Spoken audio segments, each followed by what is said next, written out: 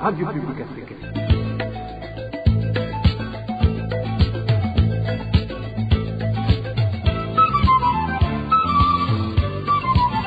Radio Publique Africaine.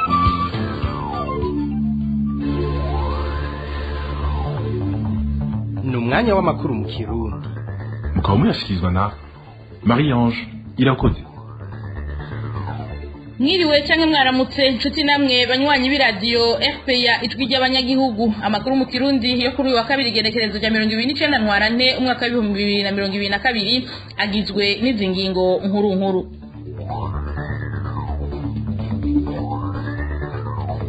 Igihugu cha Kongo cinjiye icese mu muryango w'ibihugu indwi bigize umuryango wa Afrika y'ubuseruko EAC uyu munsi.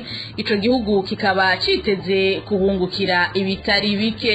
Murano makuru turababwira nico abanyagihugu biyumvira kubijanye n'imvugo y'umukuru w'inama nshingamateka yo kubatera kamo ngo bugara amaduka yabo baje kurima ibiraya. Mumera zano makuru naho turababwira ibijanye n'ikiganiro ubahuka nkuko musanzwe mubizi ku minsi yose ya kabiri. Rero uyu munsi tugaruka ku vyashikirijwe n'umukuru w'igihugu c'u Burundi mu kiganiro yahaye Radio Vatican aho yari mu rugendo i Roma mu Butaliyano. Mukanya inkuru imwe kwayo sangwa ikaze.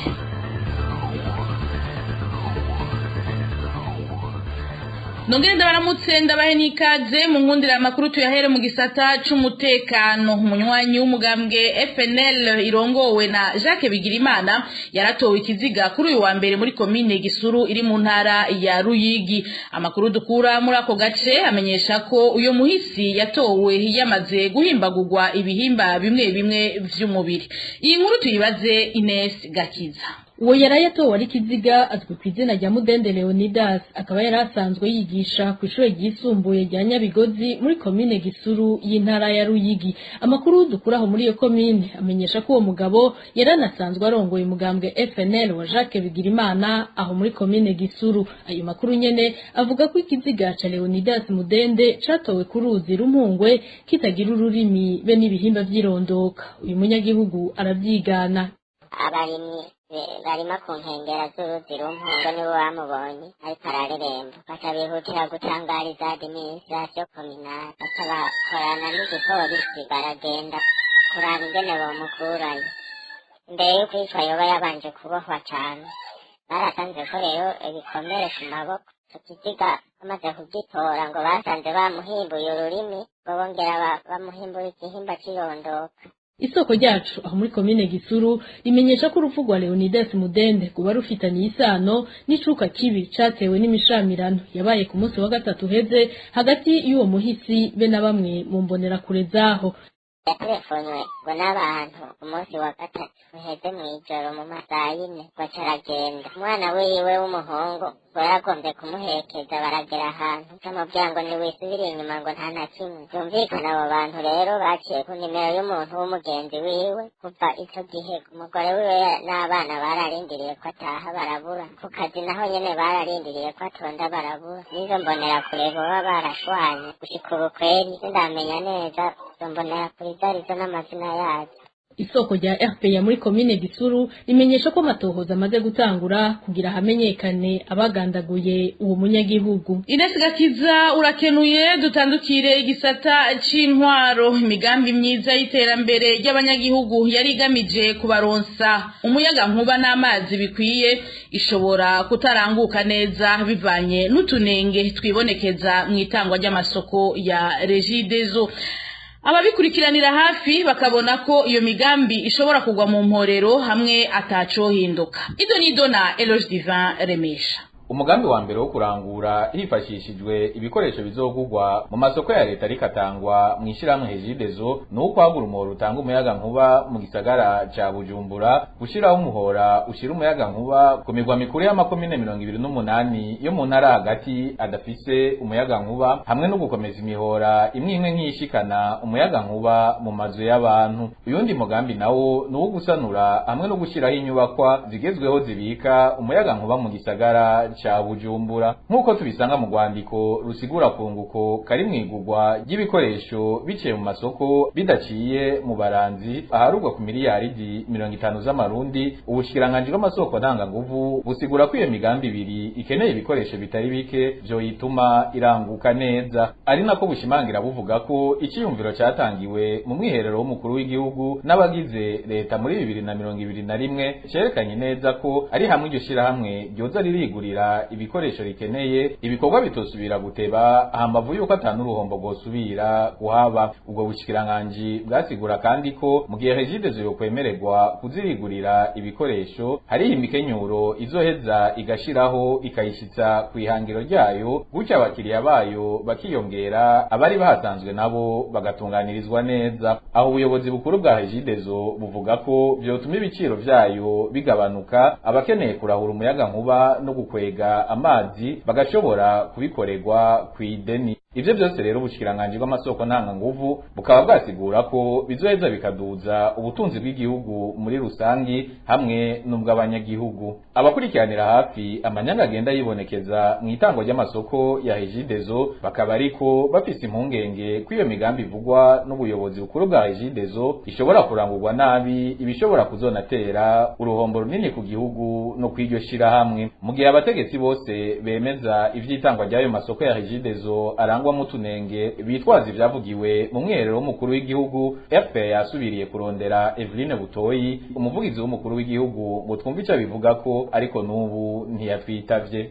Eloge Divin Remesha tukivuga ibiri muri ico gisata c'intwaro mu ntara ya Kayanza. Abanyagihugu baba ku mitumba itandukanye ya zone Rugazi komine Kabarore barashira habona utunenge twibonekeza mu itangwa ry'ifumbire ryishira hamwe FOMI.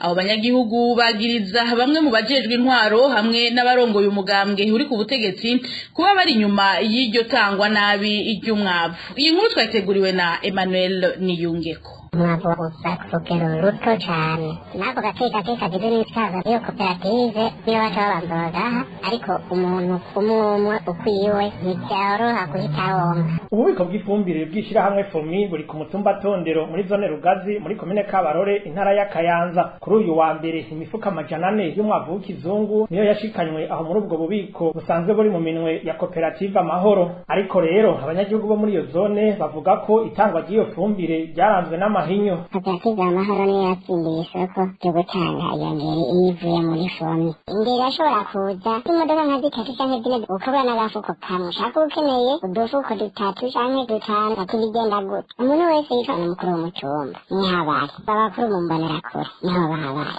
bagaca abanza bakandika bagwiza tunga bakeneye amangeri menshi bagaca bayishira impande, hagaca hasigaye utwangeri dukeya. Abanyagihugu bo muri iyo zone bavuga ko batumva ingene bashobora kugabura udufuko 30 tw'umwavu duhabwa buri mutumba. Iyo zone yaje igizwe n'imitumba 8, bagaca bavuga ngo umutumba umwe udufuko 33, udufuko 240, kandi imodoka yose izana udufuko 400, ukuvuga udufuko 160 tuba dukwepesha. Isoko ryacu aho muri zone Rugazi riratubwira amazina y'abanyuruzi uwo mwavu. Abari kwisonga mwitangwa nabi ryiyongere Nawitwa Bimenyimana Pasikari asanzwe ajejwe gutanga iyo hangeri ya koperative Amahoro. Hanyuma ubundi ni urongoye iyo koperative yitwa Nsengiyumva Jankorode. Hanyuma harimo n'urongoye imbonerakure ku rwego rwa zone yitwa Bayubahe Pierre, hamwe n'abandi mu barongoye iyo koperative Amahoro. Turasaba mutanteri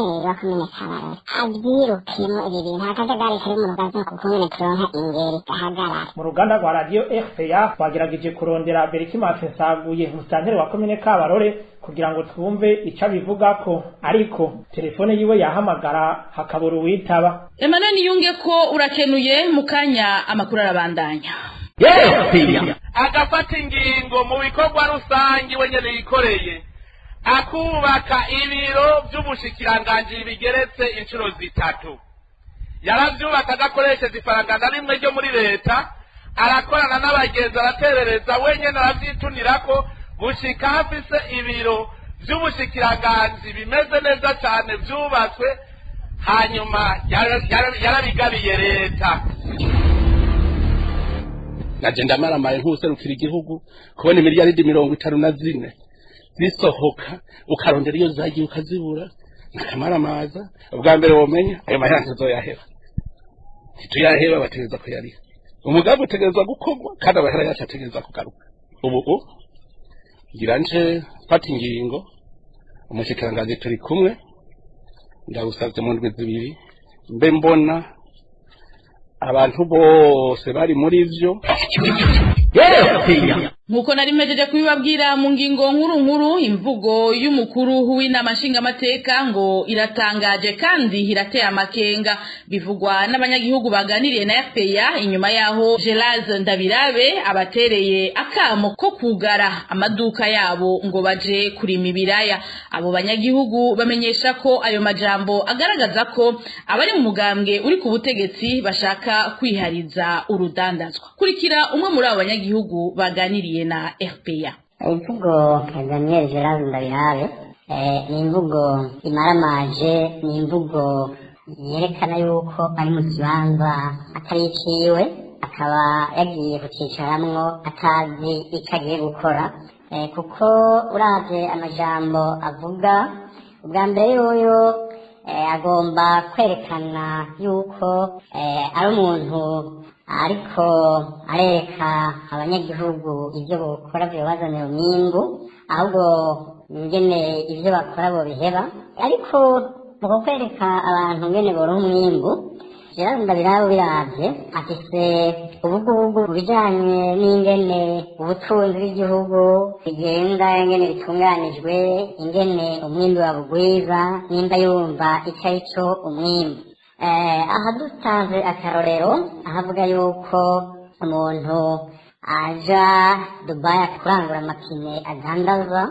sinzi yuko iyo Dubai yatagiyeyo zirya modoka agenderamwo kumbure wewe ngira arishikira akaja kuzizana abo bantu bashobora kuronka ingene biyunguruza abantu rero barose ingene biyunguruza bo benshi ntibiyunguruza kujya yiyunguruza agiye kuvuga amajambo ataroranye hari benshi biyunguruza bagiye kurondera ingene bobaho bakabeshaho n'imiryango yabo ivyo navyo nivyo biheza bikaza gusahiriza n'igihugu mwajya amakori n'amatagisi uwo muntu yafashe ku kamodokari kiwe akaja gupakira ibintu hirya no hino ivyo rero kwibaza yuko Gerard Ndabirabe atazi ubuzima bw'igihugu nyene kibayeho mu byo kuronka amafaranga ntazi n'arya amafaranga ahembwa kumbure iyo aterava ntazi yuko ariko arasuzugura aribo baba bakoze kugira ngo arye amafaranga akoresha mu nama nshingamateka muhiri wiwe intendance kugira ngo aboneke ku mvugo ijanye n'ugukekeza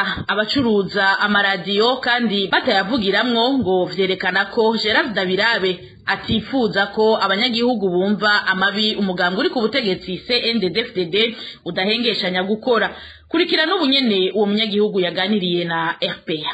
Ikindi gitangaje cyuzuye ubukozi bw'ikibi umuntu aciye asubira inyuma gato avuze iby'amaradiyo hari benshi baca biyumvira mbega ubwo si bya bindi bigarutse by'2015 yo kuturira amaradiyo yoba ariko arigamba ati mbega none ko twayaturiye mwebwe muhana nimumviriza amaradiyo gute ashobora kuba kumbure afise n'ubwoba akeneye ko atakintu na kimwe covugwa ngo abanyagihugu bavyumve mugabo akaba bikesha mu ntumbero y'ikubereka yuko baja kurangura ibintu bitagira akamaro ariko ni ibintu bica kivuko ni ibintu obere itoza ko amatarisa akongera akaja no mu kigega ca leta hanyuma umuntu abiguze nawe iradiyo turazi akamaro kayo no kumviriza ibivugwa mu gihugu no hanze ariko rero ngaha amakenga nuko Gerard Ndabirabe ashobora kuba avuga ati ivyo bintu vy'amaradiyo muzana amahano ngenda ndabwira abantu ntibaba bariko barayumva ikindi n'ivyo radiyo bavuga ko zoba zarasigaye ibi bidashoboye kuvuga zikoresha ukwidegereza nabo baragaba kuko uyu munsi Ndabirabe ariko aravuga uko ashobora kuvuga ati ahubwo nabyo tutatuye sinzi icyo twadusigarije ihereye no kuri radiyo nkuru y'igihugu ashobora kubabona ati abantu bakorayo ntabo nshaka muri wa mugambi wabo wuko abantu batiyumvamo badakeneye kubona ariko barakora ikintu kibazanira amafaranga cyangwa ubundi buryo kugira ngo batunge imiryango yabo. Hanyuma kumbure dutegura ubwicanyi ata muntu n'umwe ariko arumva ibyo dutegura duheze tumara abantu na nyaburya n'urya mugambo wabo aricyo bashyira imbere.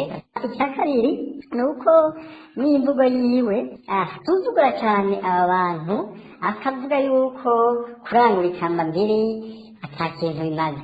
Ego wanje kumbure wewe usanga tukambira kazambara mugabo wogenda akaraba mubi wabo hari ahantu batunzwe n'izo kamambiri ariko aho umuntu yashaka gushikira ni ku byerekeye iby'ubuzima bw'igihugu kuko izo kamambiri zirarangurwa hanyuma zikaza kudandazwa zihagaca zunganira imiryango y'abantu bazidandaza ndetse n'ikiga cya leta yashyikirirwa mwajya amakori n'amatagisi baheza bagatanga uko obere iza iragirira. Mu gisata c'imibano naho ubuzima bw'abantu bafise amikoro make mu gisagara ca Bujumbura bugiye kugora.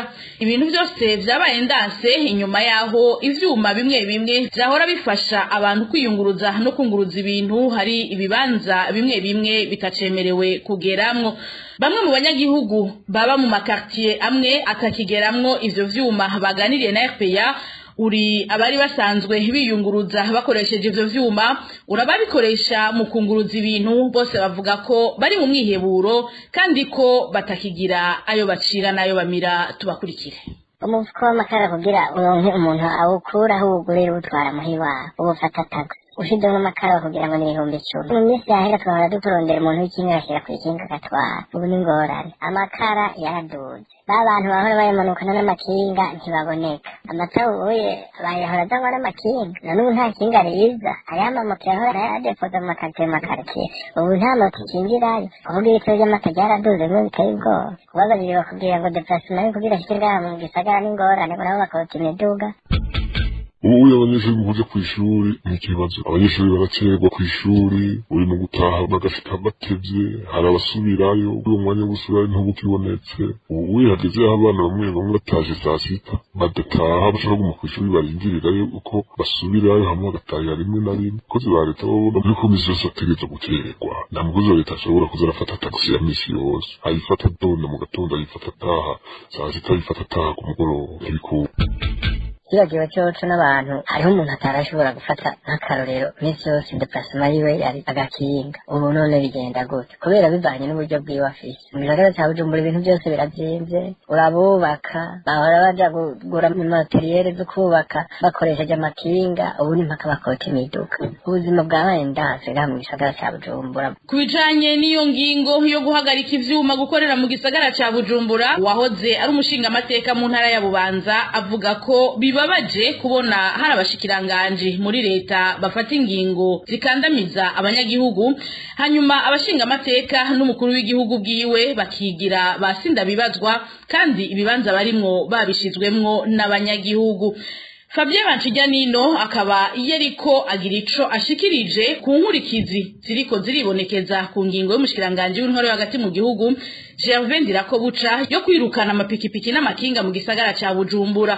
Uwo yahoze aserukira abanyagihugu agafatira kwiduzwa ry'ibiciro vy'amata amakara n'ibindi bifungurwa vyankenerwa ku mugwa mukuru w'ubutunzi. Tumwumvirize. Ingingo yo gukura amabajaji amamoto n'amakinga mu gisagara zikajanwa nyuma y'igisagara nukuri birateye agahinda. Uravye ibintu bine bimeze uno munsi nyine ibiciro vyaduze ingene abantu baburiko ingene biyunguruza je no guhakarero natangaye uno munsi mu gitondo ngiye ahantu kwa muganga abantu bahora bazinduka baja kwipimisha ku mbega no vyita ibitaro INSP ahantu bagirira ibipimo vy'abagwayi babarungitswe n'abaganga ku buryo gushika isaha zibiri haramaze gushika abantu 4 kubera iki kuko atakuba biyunguruza kubagenda ni ukuvuga yuko uwahora azinduka n'agakinga uwahora azinduka na tukutuku uwahora azinduka n'imoto ubu ntaronka haca kandi abantu aronderwa n'abantu benshi cyane bagwaye n'abagwaye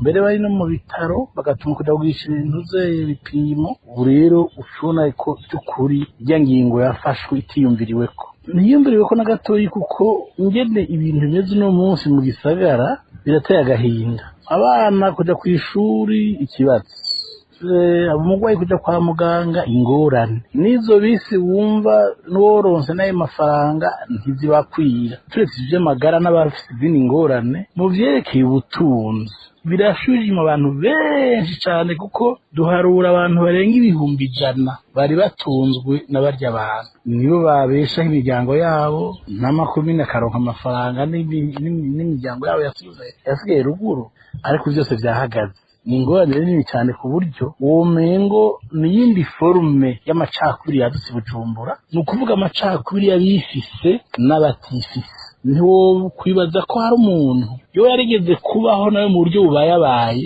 yofata ingingo nk'iyi ariko icyabaje gusumba nuko inama nshingamateka ariyo abanyagihugu arishikira abanyagihugu neza umengo sihiri kabisa kuko uravye n'ibishikirizwa n'abayobozi bayo biragaragara neza yuko umengo ico kibazo ntikibaragishinga aho rero birababaje cane simbona na gatoyi isaganirizo ry'abantu bato uno munsi aha mu gisagara ca Bujumbura ingingo kandamiza abanyagihugu umuntu yatowe n'abanyagihugu heza ngo ayifate none iyo bari kwabihora iki atari ciza bamugiriye ariko bamukoreye tukivuga ibiri muri ico gisata nyene c'imibano tuve mu gisagara ca Bujumbura dusimbire mu ntara ya Cibitoke hagize imisi hibonekeza ubukene bw'ikinyobwa c'ifana muri iyo ntara abanyagihugu bo muri iyo ntara bamenyesha ko iyo bishitse bakayironka ibizimvye ufatiye ku giciro bari basanzwe bamenyereye basaba abasanzwe bakora ivyo binyobwa ko ico kibazo cotorerwa inyishu iyi nkuru tubaze Eric Niyonzima iryo kena gifana mu ntara c'Ibitoke rimaze indwi zibiri zirenga uyu munyagihugu avuga ko gushika ubu aho yisanze usanga bayigurisha igiciro c'umurengera amasoda yabuze mu ntara c'Ibitoke ni ibintu bimaze gufata indwi zirenga zibiri hari harinjiramo n'ingira gatatu aho gushika hose mu tubare urabaza isoda isoda yabaye umuzi wibuye aho wisanze nawe ashaka n'abagurisha 1,200 isoko rya RP ya mu ntara c'Ibitoke riratubwira amafana Kenya kurusha yandi ayariyo amasoda yawe yabuze cyane n'amasoda y'ubwoko butatu mu kuvuga citro orange na sprite izo soda zabuze cyane rero rwose abanyagihugu bo muri iyo ntara bavuga ko batumva ingene ifanta z'ubwoko bumwe arizo ziriko zirakena gusa bagasaba ko abasanzwe bakora ivyo binyobwa bo kwikubita agashi zigasubira kuboneka Eric Niyonzima mu buhinga bw'ivyuma batumirira amate tubandanye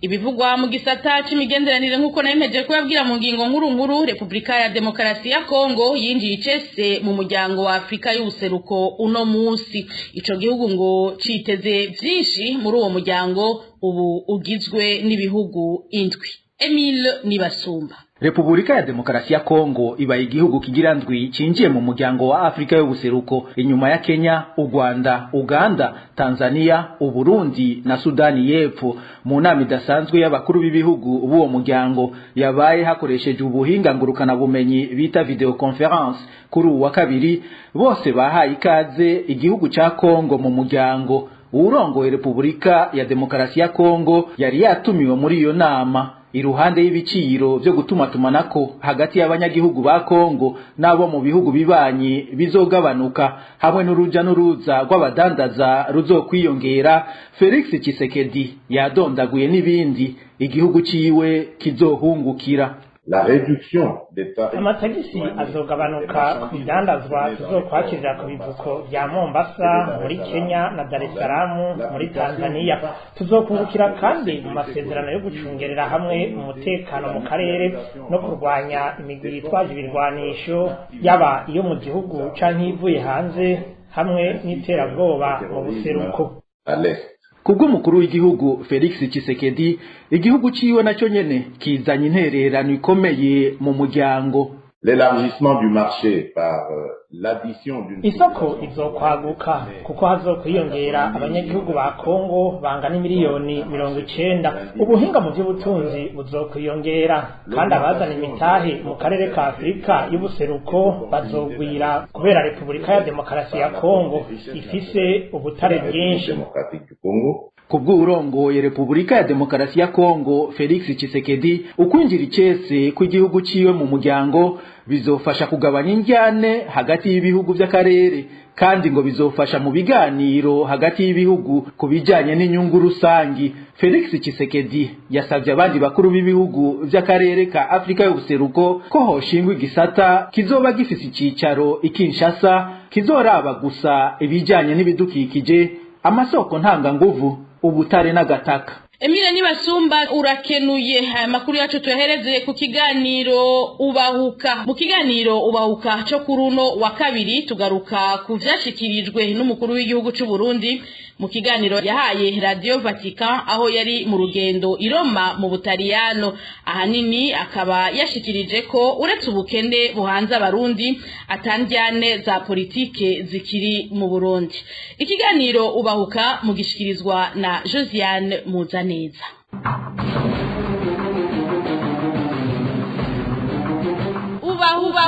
Ubahuka.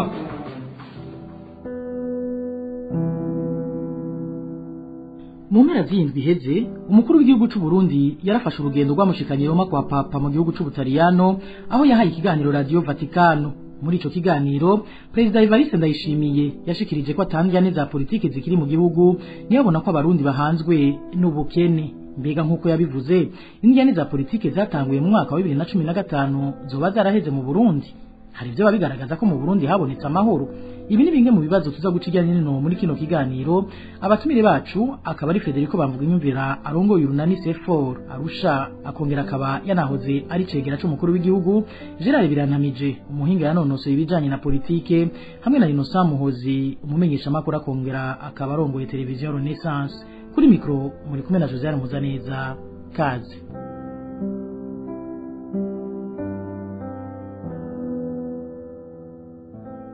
Ndasubiye kubaramutsa mu rugendo rw'amushikanye Roma kwa Papa mu gihugu cy'u Butaliyano mu mpera z'indwi iheze. President Evariste Ndayishimiye yarahaye ikiganiro Radio Vaticano. Muri ico kiganiro umumenyesha makuru w'iyo radio yamubajije uko icuka ca politike cifashe mu Burundi, ko amahoro yoba yarabonetse mu gihugu canke ko hoba hari ibiriko birakorwa kugira ngo ntihashobore kwaduka impagarara zohungabanya umutekano w'igihugu hamwe n'uw'ibihugu vyo mu karere. Perezida Evariste Ndayishimiye akaba yishuye adahiga imanga ko atandyane za politike zikiriho ubu abarundi kw'ikibaraje ishinga ari kibazo c'ubukene gusa.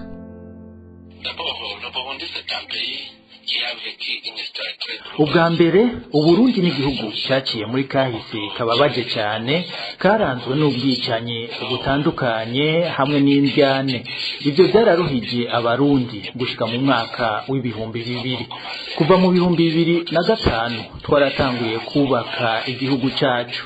Muri ico gihe hari hacibonekeza uruhagarara rwa politike igihe cyose haba amatora, kubera harabagumye bayiyamiriza. Ariko bamaze kumenyera intwaro ya demokarasi mu mwaka w'ibihumbi 2020 habaye amatora ataruhagarara yateye. Amatora yabaye ku mugaragaro kandi yagiyemwo bose. Kuva rero ayo matora yemewe na bose abaye, nta ndyane za politike zasubiye kuba, ahubwo ubu bose bavuga ko baruhijwe n'indyane, ko ari igihe cyo kubaka no guteza imbere igihugu cyacu. Abanyagihugu bose tukaba turiko dukorera hamwe kubw'iterambere, tugendera ku civugo turi kumwe twese byose birashoboka. Ikindi twiyemeje kugwanya ubukene mu kubanza kugwanya inzara. Ni nacyo gituma twashinze amakoperative aho abanyagihugu bashobora gukorera hamwe. Uko gukorera hamwe akaba ari nako kuzana umwumvikano mu banyagihugu. Rero nta ndyane za politike zikiri mu gihugu. Ubu mwansi dufite twese n'ubukene. Twese rero tukaba turiko tugwanya ubwo bukene.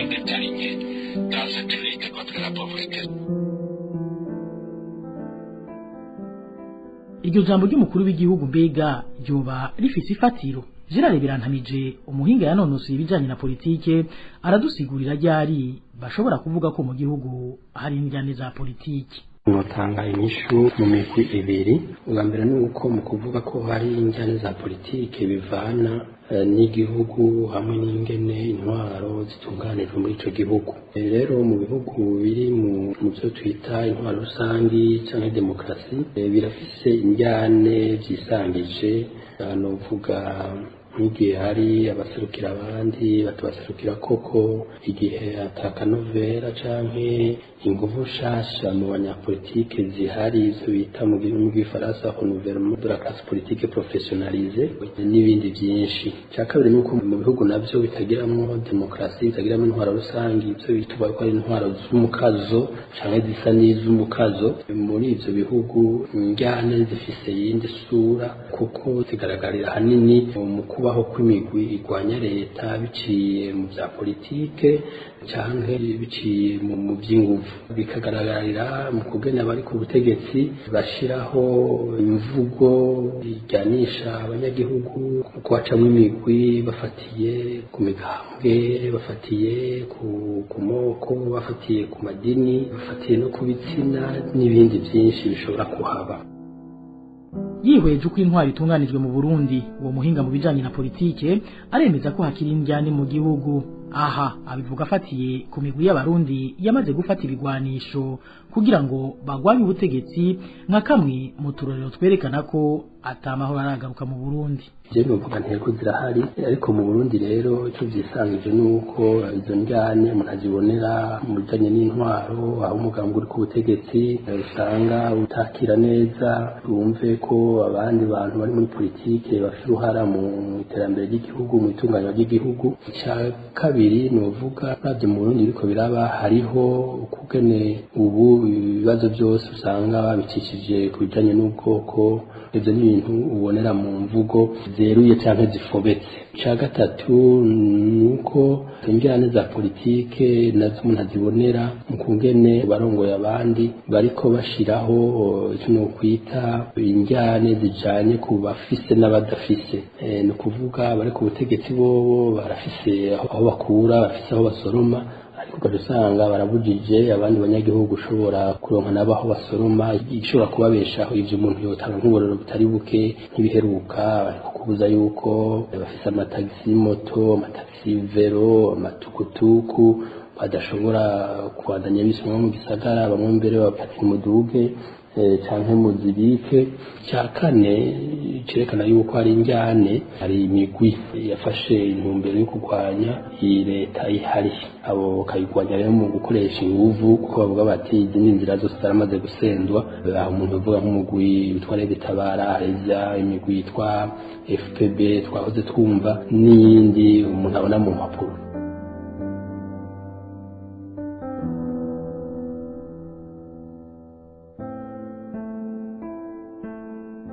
Federico Bamvuginyumvira arongoye urunani Sefora Arusha, akaba ari n'umwe mu banyepolitike batavuga rumwe na leta y'Igitega.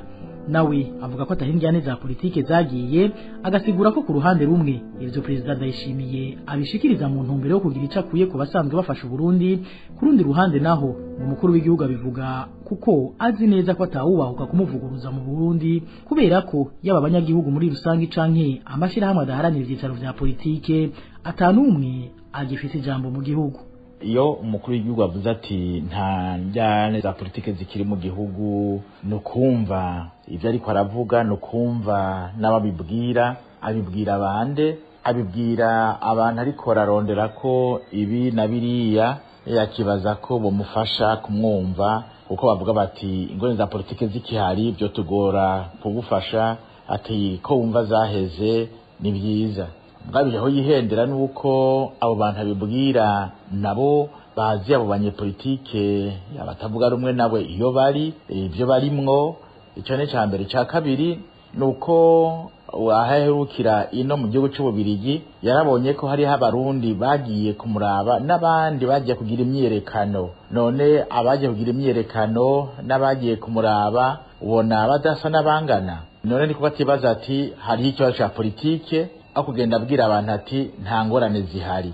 Ubwa gatatu yabonye ko mu gihugu hagati ari agacerere atabavuga ibitajanye na leta n'abashirahamwe arya ategamiye ivyicaro vya politike iyo agerageje kuvuga ibyo abona bitagenda neza agaca arunyika abapolisi bakababuza kugira inama zabo ngo baganire n'abanyamakuru bamenyekanishe ibyavuye muri ivyo biganiro biba bisigura iki ntaca avuga ngo hariho demokarasi kata jambo rihari rero ntaca avuga ngo rero ngo ko nabanumishije bagahora ngo bisigura yuko bose banyemeye ko atanjyane za politike zikihari ndagenda mubwire ko ziriho harya mu kirundi bavuga bati bifuriwe biriko n'ibisunzu harya yibaze ngo byaraheze kuko ngo binomeye kuko nabacecekesheje bagahora. Innocent Muhozi ni umumenyesha makuru akongera akabarongoye na televiziyo Renaissance we aranegura ivyashikirijwe n'umukuru w'igihugu akavuga ahubwo ko indyane za politike zitera zirwira nari intwari hari ubu ari yigikenye n'umugazo. Innocent Muhozi akabona nawe nyene ko iyo mvuga atakindi gamije atari ukuryosha amakungu bazeye imfashanyo kuko iyo amahoro yariraye nkuko babivuga atabarundi baba bakigorewe mu buhungiro. Ubukene bwo haba indyane cyangwa zitabaho bwo buriho kandi nibwo bwari bukwiye kuba icyo kibazo nyacyo kuko nibwo bugoye kurwanya. Indyane za politike nazo ziva ku gushaka ko abayoboye igihugu. Indyane za politike ni nini cyane ahubwo icyo bita amahoro mu Burundi n'indyane zo zitakiriho ni ubwoba bateye abantu iyi terero bashize mu gihugu kuko uramutse wese agerageje kugira icyo avuga baca bamwica. Abarundi barategereye neza ko bafite ubutegetsi butagira ikinya cyo kubica, nabo badashoboye kwivuna bahitamo gusa n'abaravye hasi mu kurindira ko byoteba bigahera hote bakaboneka inyishu batarinze gupfa. Kuvuga rero ko indyane za politike zaheze sibyo namba twese turabibona n'ikimenyamenya ntawe utabibona. Uharuye abanyapolitike w'imigambwe yo mu Burundi bahungiye hanze badashobora gutaha uko bangana ni benshi. Abayoboye amashirahamwe yigenga yose azwi amashirahamwe makuru yarazwi mu Burundi ahandi nagateka kazina muntu bose bari mu buhungiro. Ukaraba abamenyesha makuru barenga 100 bahunze, ukaraba imanza zaciriwe abanyapolitike ba societe civile abamenyesha makuru zo gufungwa guherayo uko zingana. Umuntu yovuga gute ko atakibazo ca politike kiri mu Burundi ko tanjane ziriho ahubwo ziruzuye. Kuba umukuru w'igihugu avuga ivyo n'abandi bayobozi ba leta bavuga mwene ivyo no kugira bizeze amakungu ku bibazo byaheze, kugira abizere abafashe. Barakeneye amahera yo hanze nta n'ikindi kibagenza bose bagenda barakeneye amahera yo hanze baja gusaba bahora batukejo kandi twese twari tuzi neza ko ayo mahera akenewe mu Burundi uravye icyo yarasanzwe aterera mu butunzi bw'igihugu. Ni nko kubwira abantu rero ati dufashe untanzitizi nimwe iriho murabona haratekanye abantu baraza bakagenda abantu nabo batekewe n'ubwoba gusa nta amahoro ari mu Burundi nta ndyane zavuye mu Burundi y'indyane zohava abantu ibihumbi amajana bakiri hanze bahunze ubutegetsi baba baratashe kera. Indyane rero ni zose ahubwo bagereza kuvuga ko atazire kugira barabe ko boronka ubafasha atarinze kubabwira kiganira na bene wanyu. Kubona rero ngo abategetsi b'u Burundi bo babandanya bemeza ko amahoro asasagaye mu gihugu, Gerard Birantamije avuga ko bishobora kugira ingaruka zitandukanye. Uwo muhinga anagira ko avuga n'ivyokorwa kugira ngo ibibazo vya politike mu Burundi bitorerwe umuti. Umutigiri wa mbere nuko hashobora kuba icyo no kwita mu rurimi rw'ifaransa implosion, no kuvuga gusambuka k'umugwi uri ku butegetsi. Ko umugwi murawuzi ugezwe n'umugabo wa CNDD-FDD hamwe n'imigambi bacugitse. Abo bantu rero bose bacugitse barashobora nabo nyene kubona yuko buke yuko ivyo bavuga atari byo, kuko ubwo bukene ntibubaka kwinjira mu muryango w'umuntu nuko ari muri uwo mugwi, kuko abantu bari ku butegetsi bashobora kuba bamerewe neza ariko imiryango yabo itamerewe neza. Ivyo vyose bashobora gutuma abantu bashobora kuvuga bati oya ibintu vyobandanya uko. Caka gishobora kuba nico bita no kwita explosion, no kuvuga guhungabana bivanye nuko abantu bose bakora politike cyane cyane abagwanya abari ku butegetsi haba mu vyiyumviro haba mu by'inguvu bashobora kuja hamwe bakagira na urunani ugasanga izo nguvu ziratumye batembagaza uwo mugwi wa mbere nkuko nawuvuze. Umuti wa mbere je nibazo ukomeye nuko bamwe n'abandi bamenya yuko igihugu kitubakirwa mu majambo yo gucubakirwa ku bintu ndangamutima abarundi bose bashobora guhurirako cyo kwita les valeurs. Icyo kintu rero kirahaze nta kihari, naco gituma ategeza kuba kuvugana ko bari ku butegetsi batari ku butegetsi, kugira ngo bashobore kumenya igihugu ingene gishobora kurongorwa bifatiye kuri ivyo bintu ndangamutima. Nino kuri ivyo vyiyumviro bishikirijwe n'umuhinga mu bijanye na politike dusozereye iki kiganiro bahuka co kuri uyu wa kabiri cari gishimikiye ku majambo aherutse gushikirizwa n'umukuru w'igihugu kuri Radio Vaticano ajanye nuko injyane za politike zaheze mu Burundi. Ndashimiye abatumire bacu ku mwanya baduhaye, nkabashimiye namwe mwese mwaduteza abiri ntibagiye bagenzanje bafashije kugitunganya. Kuri mikro mwari kumwe na Dejo Josiane Muzaneza. Imana ibandanye irinda Uburundi n'abarundi naho ubutaha. Ubahuka. Ni kuri ico kiganiro ubahuka muhejeje gushikirizwa na mugenzi wacu Josiane Muzaneza duciye duhereza ko amakuru mu Kirundi yo kuri uyu wa kabiri genekerezo rya 29 ntwarante umwaka wa 2022. Mwakoze mwebwe mwese mwari muduteze yombi. Bagenzanje b'uruganda rwa FPA bamfashije gutororokanya aya makuru n'abamfashije mu buhinga bw'ivyuma ndabakengurukiye. Marie Ange Irakoze twari kumwe kuri mikro ndabikebanuye giraho muba mwubahwe naho utaha.